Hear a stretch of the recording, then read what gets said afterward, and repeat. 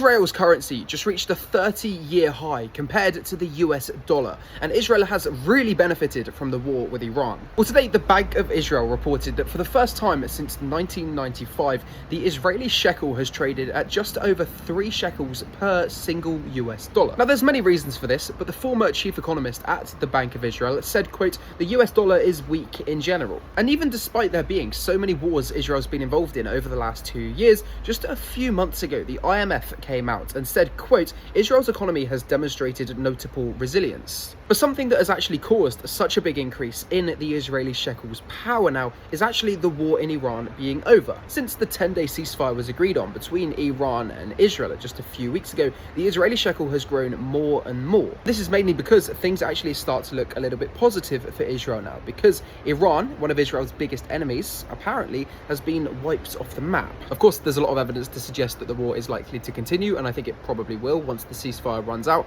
and so things could change quite quickly. But either way, for the first time in over 30 years, the Israeli shekel has reached over 3-to-1 ratio against the dollar. This is by far the strongest position it's been in since then. And so Israel is really benefiting from all the wars they've been in. And so it makes you ask a question of why. But you can leave me a follow, because I'm going to keep you up to date on all of the global news and all of the wars that happen that you won't find anywhere else.